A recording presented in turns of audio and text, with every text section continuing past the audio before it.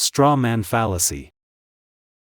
The straw man fallacy occurs when someone's argument is misrepresented or simplified to a caricature that's easy to refute. Imagine you're sculpting your opponent's argument out of straw rather than steel, making it weaker and less complex.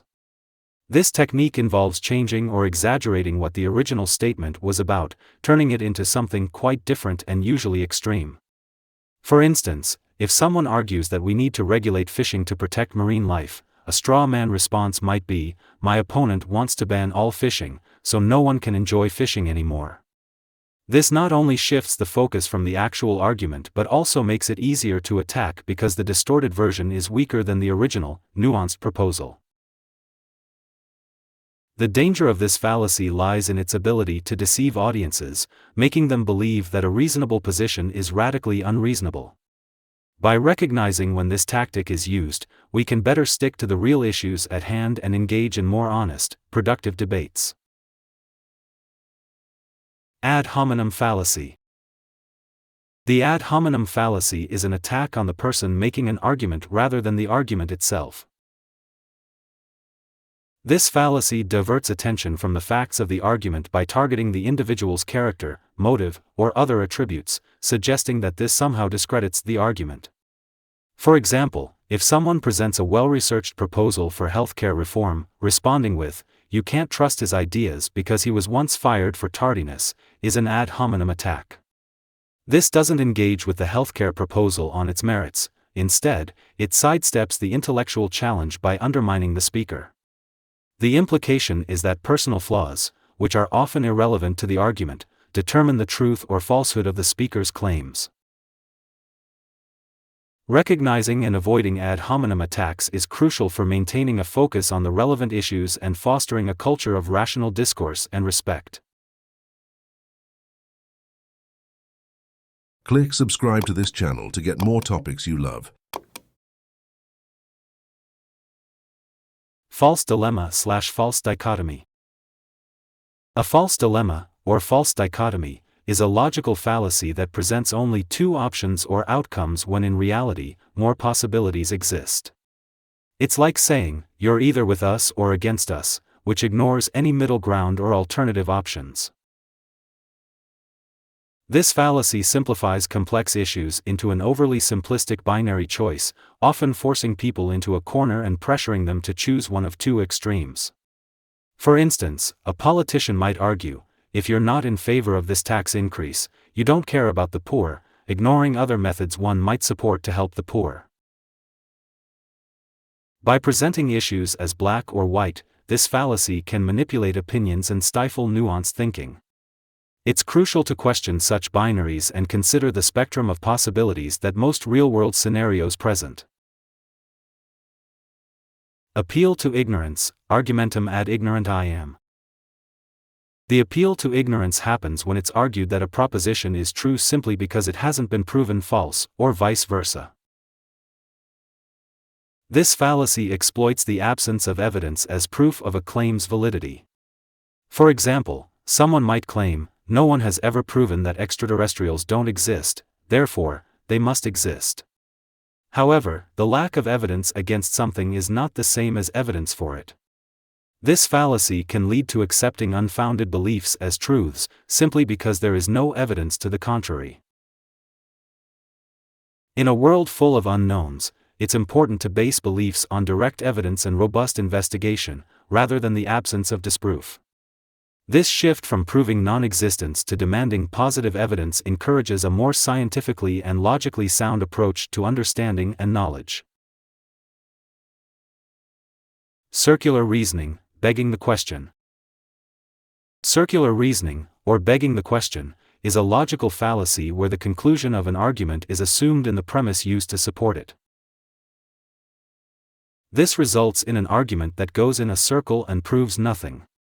For instance, saying, "Reading fiction is beneficial because it's good for you," uses the conclusion, "it's beneficial," as its own justification without providing external support or evidence. This reasoning is circular because the proof of benefit is identical to the claim of benefit. Circular reasoning can be particularly deceptive because it often appears logical at first glance, but on closer examination, it lacks any substantive evidence and does not advance the argument. Recognizing this fallacy involves looking for claims where the evidence and conclusion are essentially the same and demanding more concrete, external proof for arguments. Hasty generalization. Hasty generalization is a logical fallacy where a broad conclusion is drawn from a small or unrepresentative sample of data. This kind of reasoning can be misleading because it assumes that what is true for a part is also true for the whole. For example, if someone eats at a restaurant once and has a bad experience, they might conclude that all meals at that restaurant are terrible, or worse, that all restaurants in the city are poor.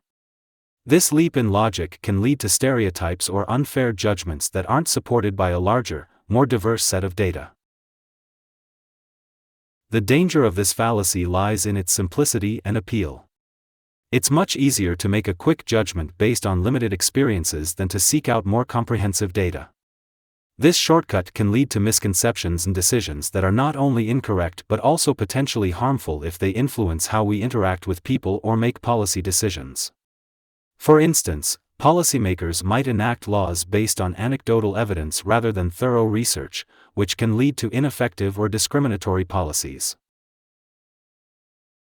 To avoid hasty generalizations, it's important to look for larger patterns, seek diverse experiences, and question whether a sample is truly representative of the whole. By doing so, we foster a more accurate and fair understanding of the world, which is essential for making rational decisions in personal and public spheres. Slippery slope. The slippery slope is a logical fallacy involving an argument that suggests taking a minor first step will lead to a chain of related negative events, culminating in some significant impact, without sufficient proof that these outcomes will occur.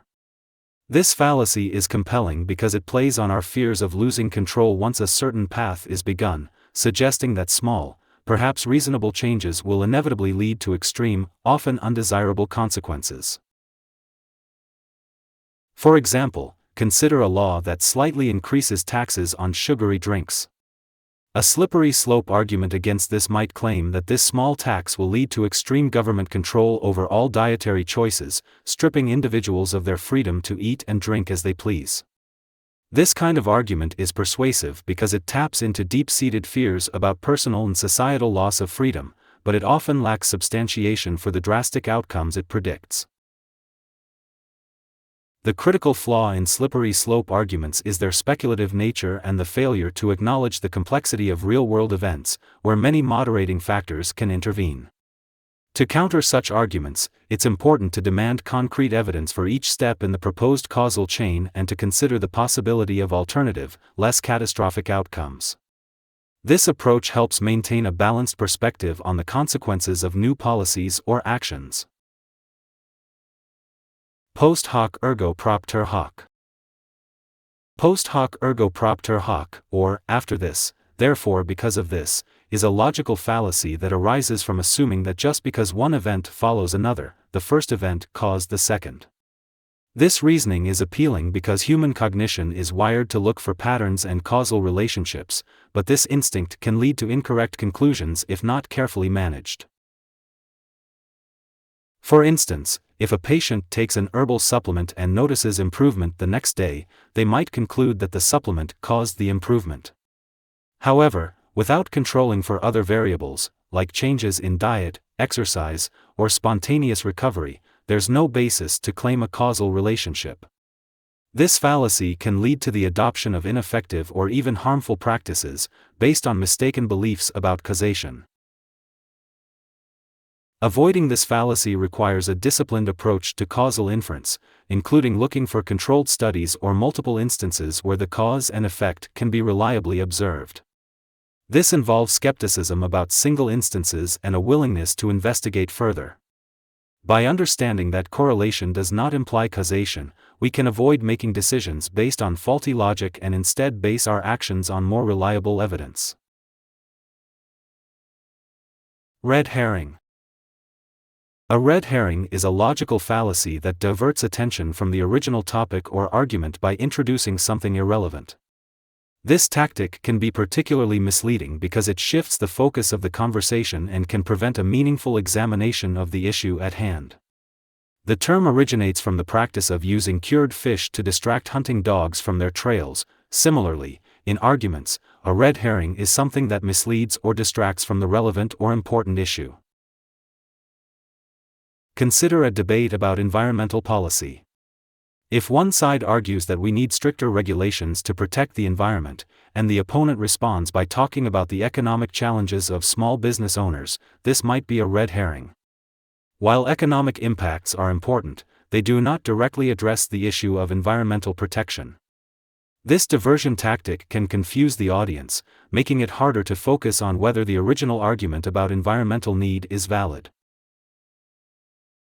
To effectively counter a red herring, it is crucial to recognize when the topic has been changed and to bring the discussion back to the original issue. By staying focused on the relevant arguments and not getting sidetracked by distractions, we ensure that discussions are productive and that decisions are made based on pertinent information rather than diversions. Appeal to authority, argumentum ad Verecundiam. The appeal to authority fallacy occurs when an argument is deemed true or false based on the authority of the claimant rather than the strength of the evidence. It is a common tactic in discussions and debates across various fields, from science to history, and even in everyday decision-making. While citing authorities is not inherently fallacious, relying solely on authority without supporting evidence is problematic. For example, if a renowned doctor claims that a particular drug is effective without presenting research or data to back up their claim, and others accept this at face value, they are committing an appeal to authority fallacy. The danger here lies in the possibility that the authority might be wrong, biased, or might not have all the necessary information. This fallacy can lead to acceptance of incorrect or harmful ideas simply because they come from a reputed source.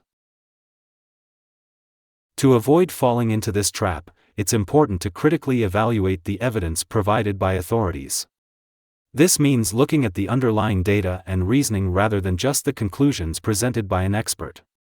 By cultivating a healthy skepticism and a demand for evidence, we can make more informed decisions based on robust reasoning rather than deference to status or reputation. Bandwagon fallacy, appeal to popularity. The bandwagon fallacy, also known as the appeal to popularity, is the fallacy of concluding that a proposition is true because many or most people believe it. Just because an idea is popular does not necessarily make it true. This fallacy is prevalent in consumer culture and politics, where the popularity of an idea can often overshadow its underlying validity.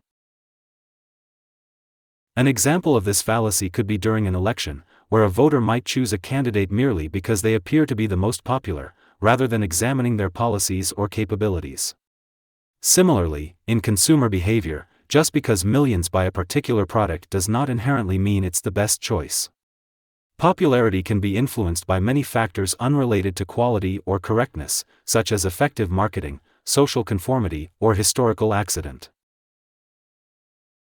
To combat the bandwagon fallacy, it is essential to independently evaluate the merits of a popular belief or trend. Analyzing evidence, reasoning, and the potential biases influencing public opinion can help us make decisions that are not merely conformist but are grounded in genuine understanding and critical assessment.